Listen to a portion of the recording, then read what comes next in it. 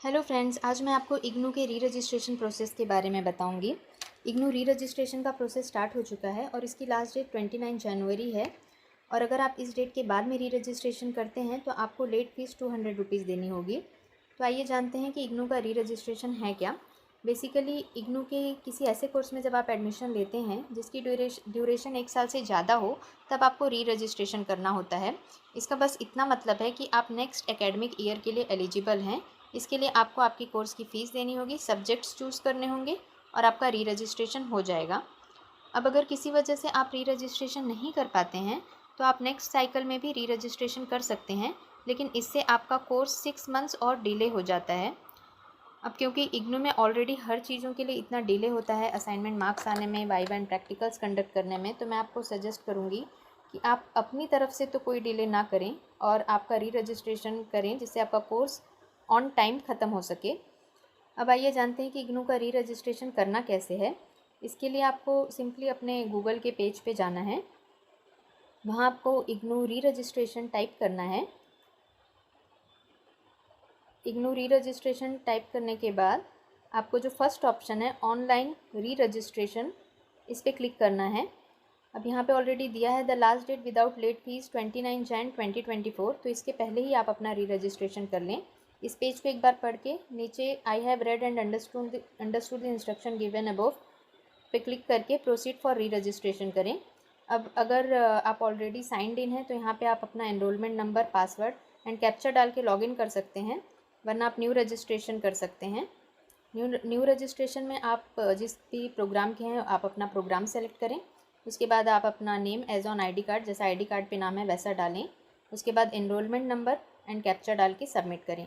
Submit करने के बाद एक ओटीपी जनरेट होगा, उस ओटीपी को डालने के बाद आप अपना पासवर्ड बना सकते हैं। पासवर्ड बन जाने के बाद आपको साइन इन का एक पेज पॉपअप होता है, तो आप वहाँ से साइन इन कर सकते हैं। क्योंकि मैं ऑलरेडी रजिस्टर्ड हूँ तो मैं बैक जाके यहाँ से साइन इन करूँगी। पहले एनरोलमेंट नंबर डालेंगे, उसके बाद पासवर्ड,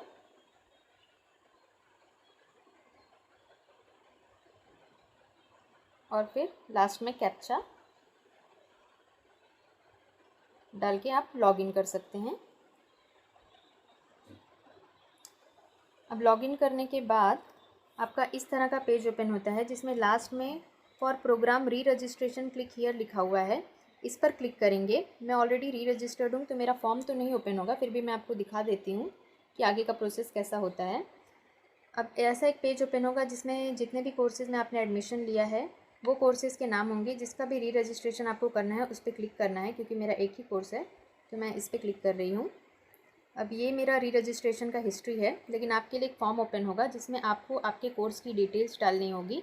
कोर्स डिटेल्स डालने के बाद आपको ऑप्शन पूछा जाएगा कि आप अपना स्टडी मटेरियल डिजिटल फॉर्म में चाहते हैं या प्रिंट फॉर्म में चाहते हैं।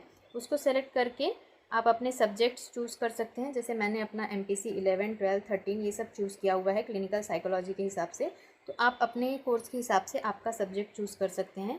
सब्जेक्ट चूज़ करने के बाद आप पेमेंट गेटवे पे आपको कंफर्म डिटेल्स का एक पेज आएगा। सबमिट करके जब कंफर्म डिटेल्स का पेज आएगा तो आप अपना सारा जो भी आपने डेटा फिल किया है उसे एक बार चेक कर लें। अगर सब ठीक है तो आगे सबमिट करें, वरना आप एडिट पेज पे जाके उसे एडिट करें और फिर पेमेंट गेटवे पे जाएं। पेमेंट गेटवे पे जाके आप अपना पेमेंट कर दें। पेमेंट हो जाने के बाद कई बार ऐसा होता है कि बहुत टाइम तक आपको मैसेज नहीं आएगा, तो आप घबराएं नहीं, 24 आवर्स तक वेट करें। अगर उसके बाद भी मैसेज नहीं आता है, आपका पेमेंट डिडक्ट हो गया है, तो आप इग्नू को ईमेल कर सकते हैं।